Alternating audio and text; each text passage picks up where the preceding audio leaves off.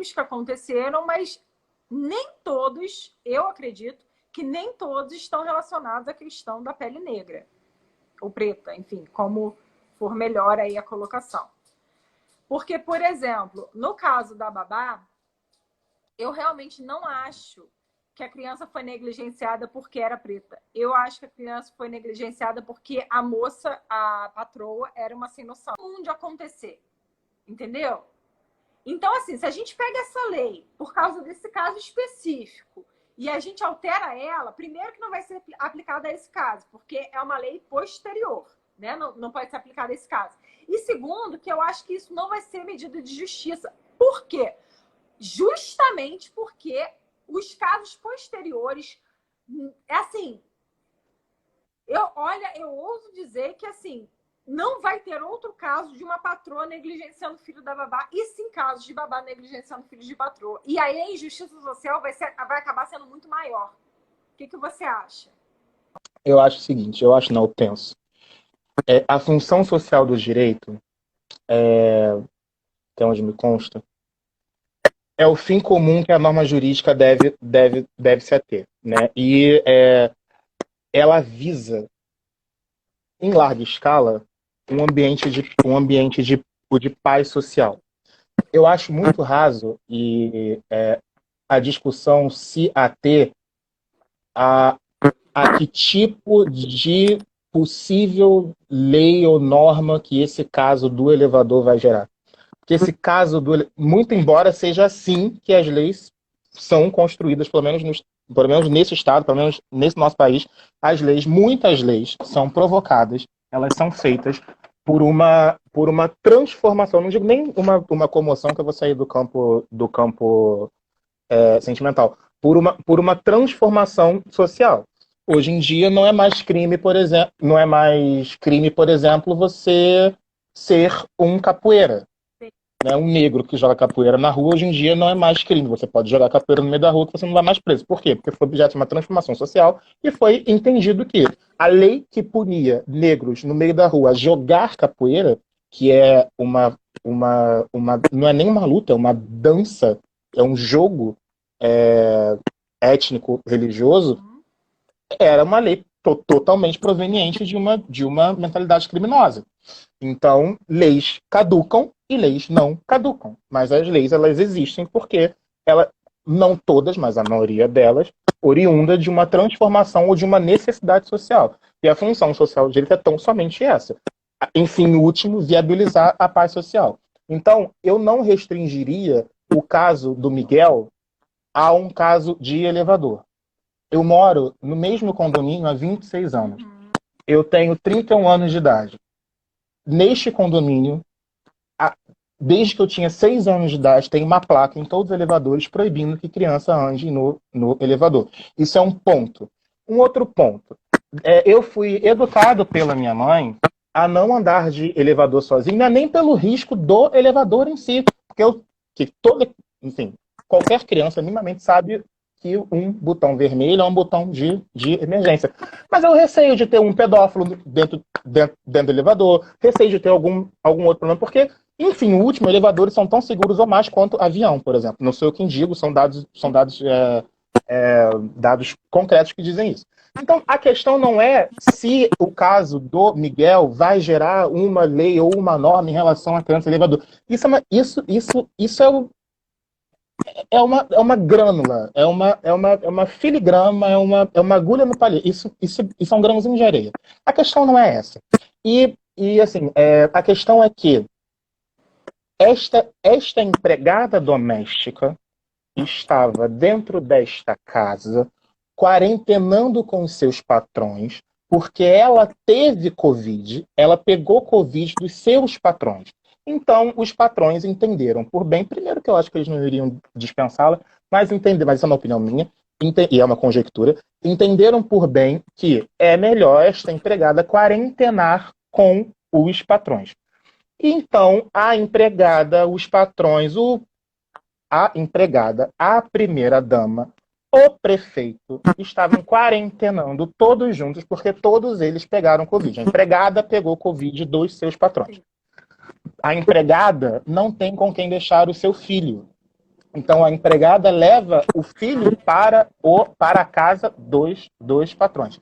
Isso, por si só, já é um cenário, na minha opinião, grotesco, porque me remete à casa grande, senzala, no sentido de que um funcionário ele não tem o direito, que você mora sozinha, doutora, e você sabe cuidar de uma casa.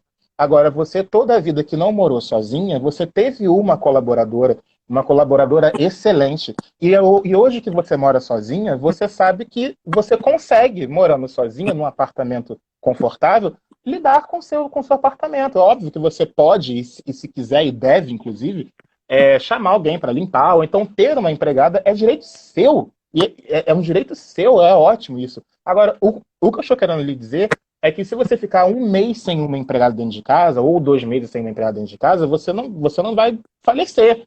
Entendeu? Então, assim, pessoas, elas conseguem se virar. Mas, enfim, eu quero me debruçar sobre um... Oi? E aí você acha o seguinte, teria sido melhor, então, essa empregada ter sido quarentenada no lugar que ela mora, e a gente não sabe exatamente o lugar que ela mora. Porque, por exemplo, eu sei, porque pessoas, amigos meus, são médicos residentes ali perto do Complexo do Alemão, e a comunidade praticamente inteira está com Covid, e é assim, é irreal você falar em isolamento social ali, onde as pessoas moram umas tão próximas da outras em...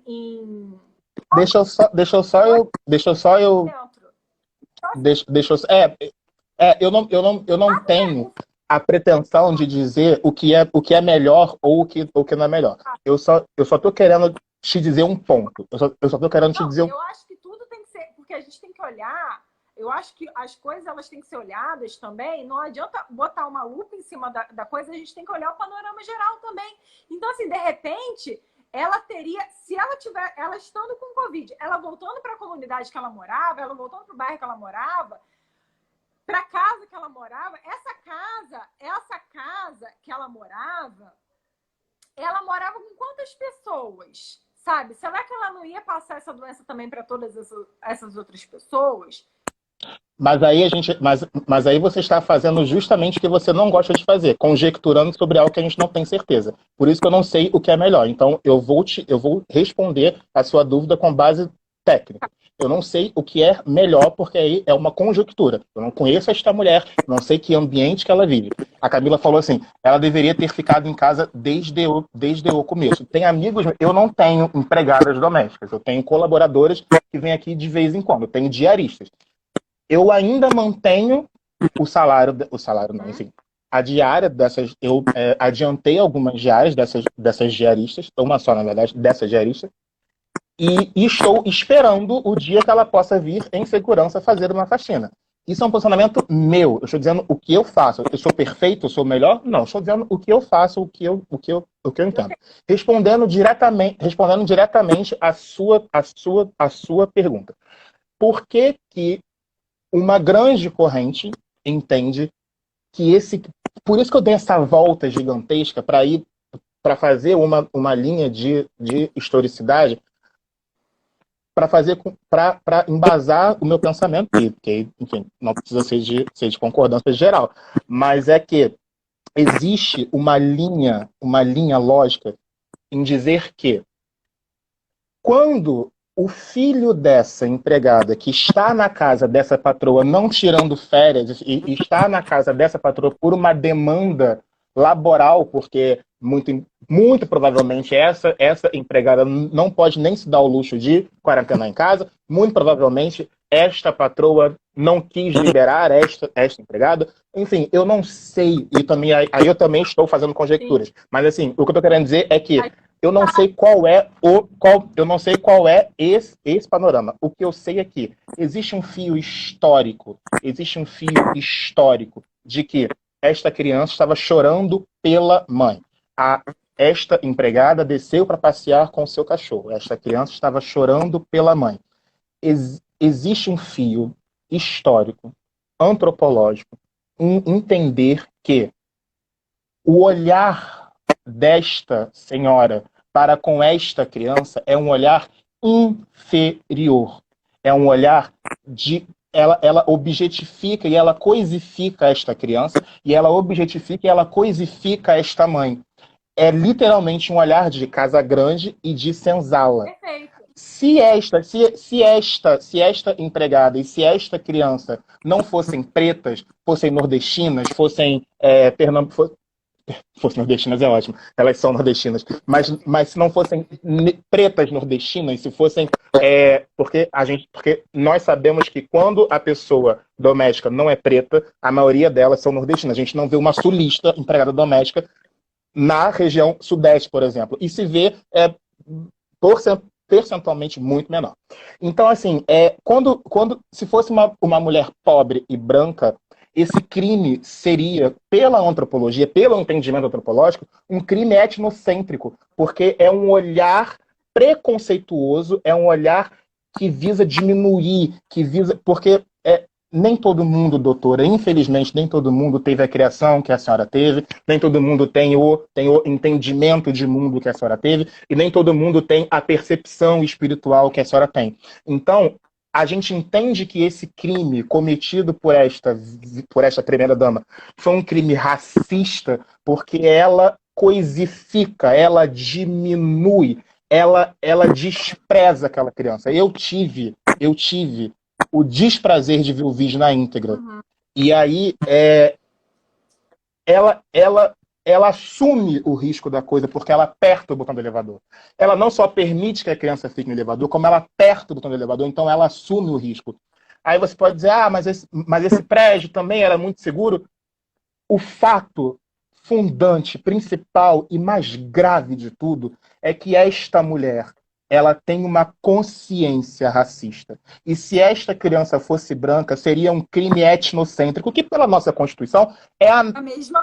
no meu entendimento, é análogo ao racismo. Agora, o racismo, enquanto pele, enquanto etnia afro, nesse caso em tela, ele se aplica no sentido de que, implicitamente, como a Cláudia aqui, Jerônimo, falou,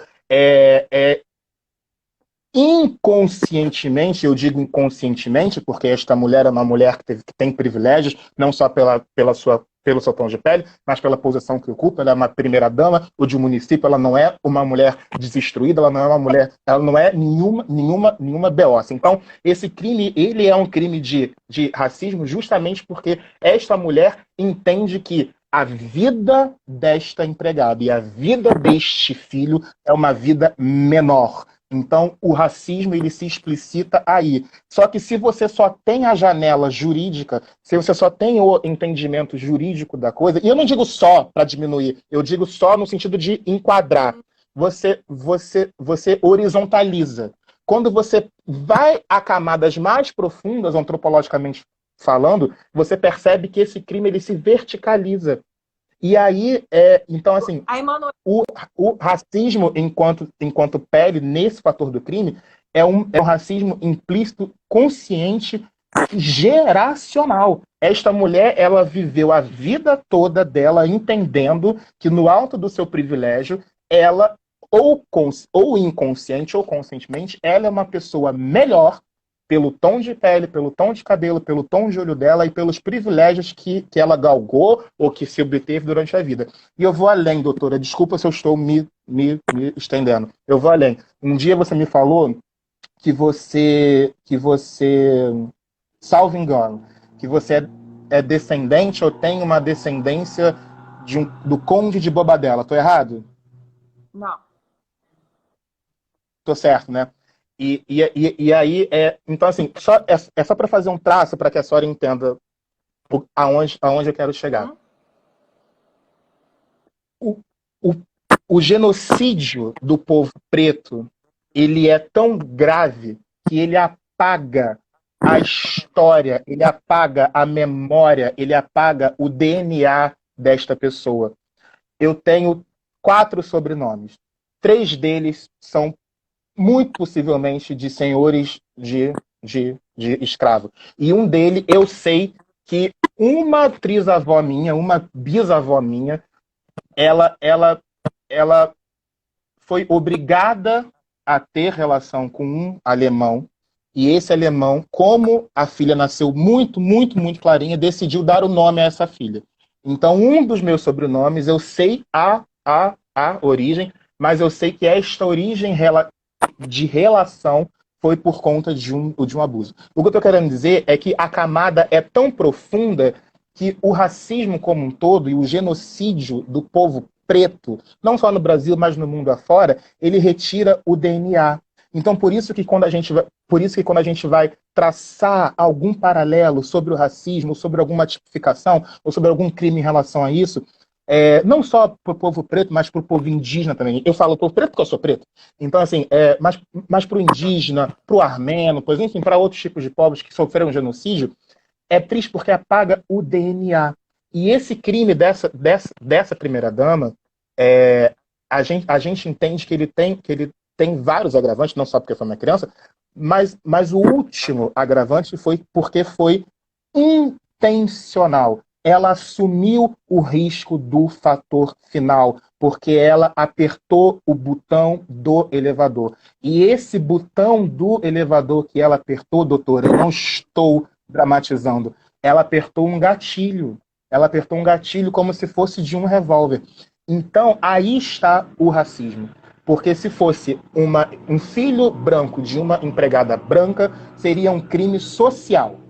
Se fosse um crime, se fosse uma empregada de origens nordestinas, no sentido de mestiçagem, que a gente erroneamente, cruelmente chama de Paraíba, seria um crime etnocêntrico. Como foi uma criança preta, é um crime de racismo contra um afrodescendente.